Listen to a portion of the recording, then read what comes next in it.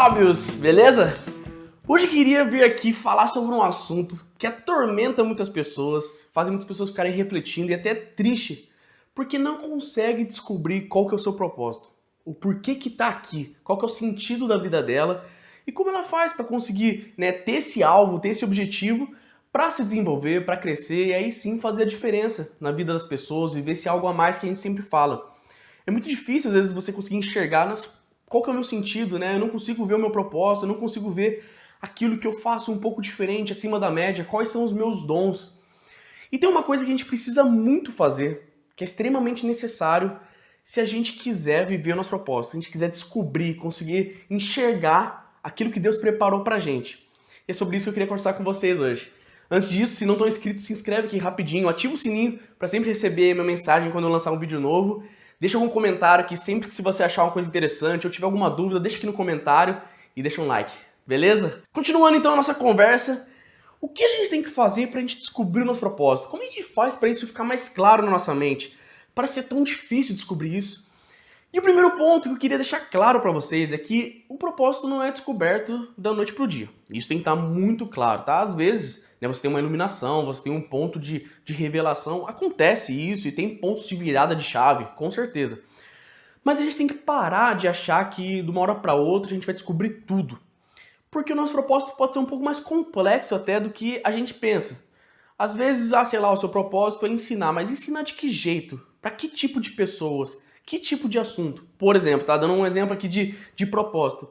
Então, tudo isso você vai descobrindo com o tempo, você vai ligando diversos pontos da nossa vida, da nossa característica, e vai começando a perceber que a gente tem um plano divino, tem dons específicos em uma área. Só que a única forma de a gente começar a enxergar isso e a gente começar a ter mais claro na nossa vida é se expondo, começando a agir, começando a tomar atitudes diferentes. Isso é uma coisa que está acontecendo muito na minha vida, até por isso eu gostaria de compartilhar.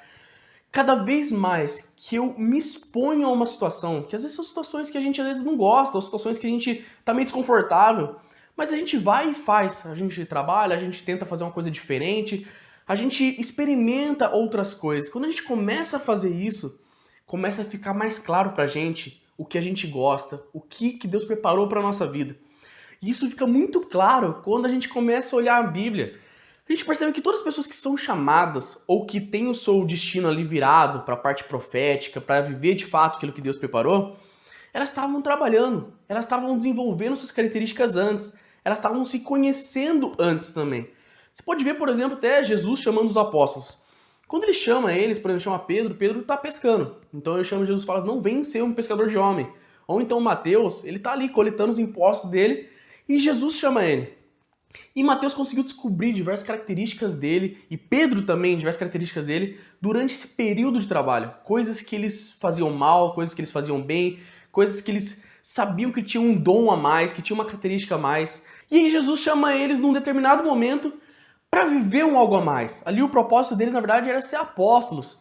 Mas para isso, eles teriam que ter contato com pessoas, eles teriam que saber cativar as pessoas. E muito disso provavelmente foi desenvolvido, muitas características disso, foi desenvolvido nesse período anterior. Até Jesus trabalhava antes de viver o seu propósito profético. Jesus viveu ali 30 anos fazendo coisas que, vamos dizer assim, não tem nada muito relacionado com aquilo de fato que era o propósito dele aqui na Terra. Mas era necessário para todo o amadurecimento, para a percepção dele, por mais que ele seja Deus, ele também era homem. Ele passou por diversas situações, diversas experiências como ser humano, percepções humanas que ele não estava acostumado.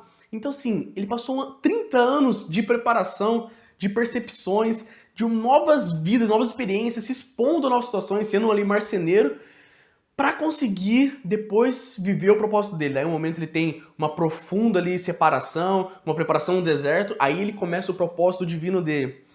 Isso fica muito claro também em uma historinha, que eu não sei se todos conhecem, mas é a história de Davi.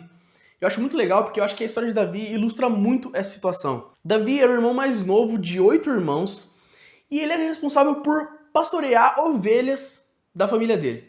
Então ele era um menininho ali mais novinho que ficava pastoreando ovelhas, fazia o trabalho dele da melhor forma possível no dia a dia, cuidava ali das ovelhinhas.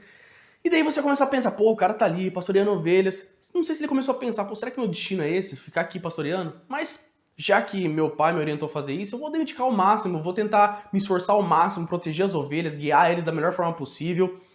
E foi passando o tempo. Até que chegou um dia que seu pai falou pra ele assim: pega aqui alguns pães, algumas coisas e leva pros seus irmãos, que eles estão lá no acampamento de batalha, na luta contra os filisteus.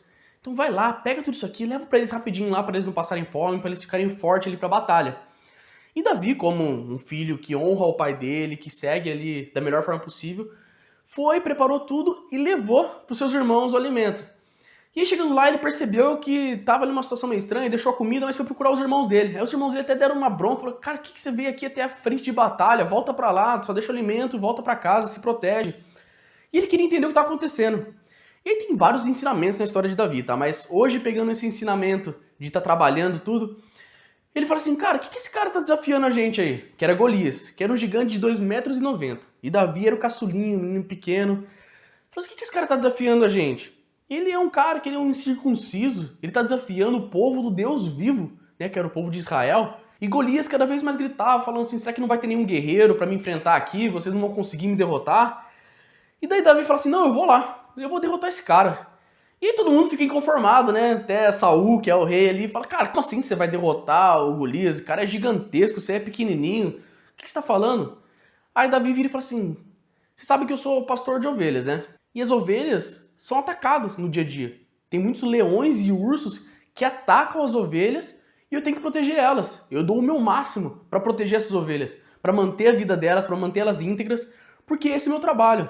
Então assim, além de confiar no meu Deus vivo, que ele vai estar lutando do meu lado, ser um cara muito temente, confiar muito em Deus, ele vira e fala assim: eu tô preparado para enfrentar leão e urso, você acha que eu vou ter medo de uma pessoa? E nessa, Davi enfrenta Golias e consegue derrotar o gigante. E essa é uma história muito simbólica para esse ponto. Você vê como Davi teve que ser um pastor por muito tempo, ali cuidar das ovelhas, mas talvez ele tinha que aprender a lutar, talvez ele tinha que aprender a confiar em Deus, aprender a ouvir a voz do pai dele. E a hora que ele fez tudo isso da melhor forma possível, ele chegou na oportunidade que Deus deu para ele ver o destino dele. E depois passa um tempo, Davi vira um grande guerreiro, vira um grande rei de Israel. E o nome dele é aclamado até hoje, aí até Jesus é chamado como filho de Davi, né, o herdeiro de Davi, a herança.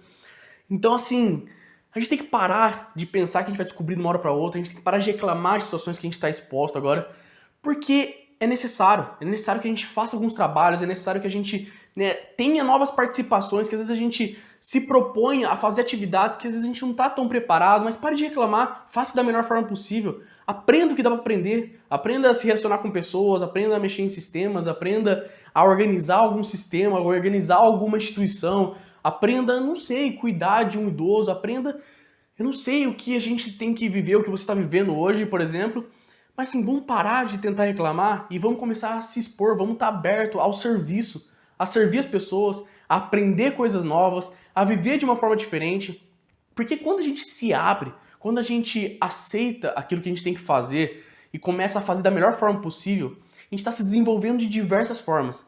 E isso, alinhado com o nosso contato com Deus, a nossa confiança em Deus e todo o nosso sistema de autoconhecimento, de parar para refletir cada atitude nossa, não vivendo no automático, a gente vai conseguir viver o nosso propósito. Então, a maior dica de hoje que eu posso passar para vocês é: se exponham. Para às vezes de reclamar também o que você tem que fazer no dia de hoje. Às vezes parece ser um trabalho inútil, parece ser uma coisa muito simples.